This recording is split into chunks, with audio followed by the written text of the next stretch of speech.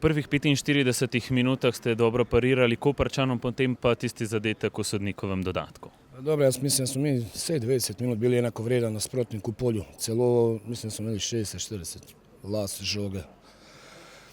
Mi smo igrali, Koper kot Koper, izjemno dobre prekinitve. Mi smo pripravili igralca, ki bo direktno šel na Čovila že v prvi tekmi. Jesen nam je dosegel 2 zadetka, ko smo bili 2-1. Danes je ponovil vajo.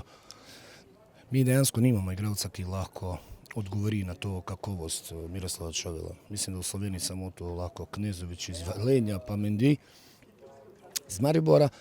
In potem, ko pogledate 3-0, nekdo bi rekel, da je Koper prišel zelo lahko do zmage, ampak ne stoji. To pa ne pomeni, da Koper ni zasluženo zmagal v tekmu. Sedaj spet sledi ritem sreda, sobota, naslednja tekma in vsaka točka je še kako pomembna v boju za obstanek. Definitivno.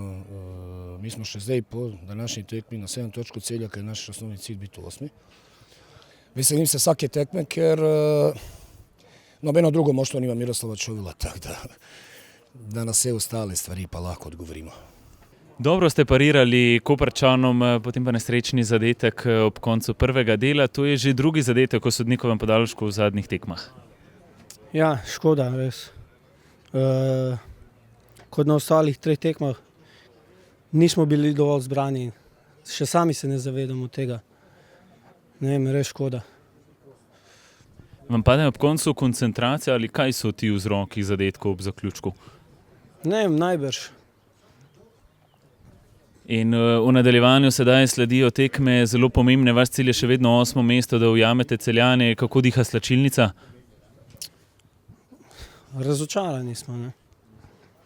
Zavedamo se tega, kar spuščamo.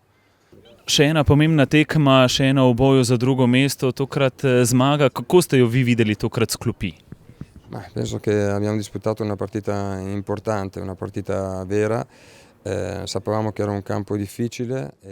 Vedeli smo, da bo to težka tekma, ker je to težko gostovanje.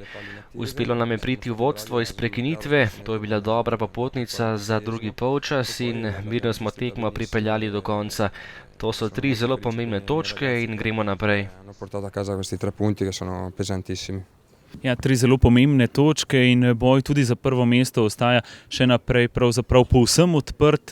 Kako se pripraviti na nadaljevanje tega zelo pomembnega in hkrati zelo napornega niza tekem?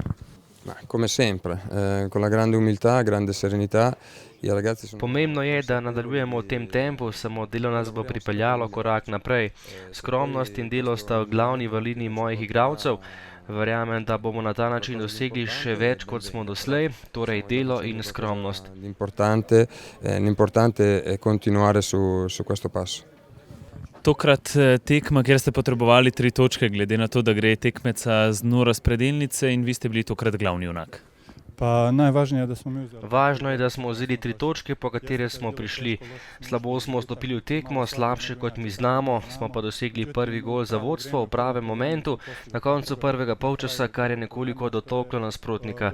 V drugem delu pa smo zaigrali bolje, tako kot mi znamo in rutinsko tekmo pripeljali k koncu.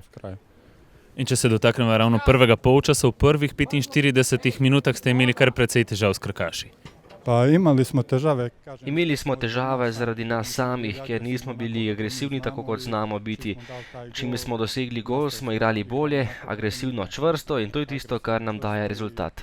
To za sada kod nas rezultat daje.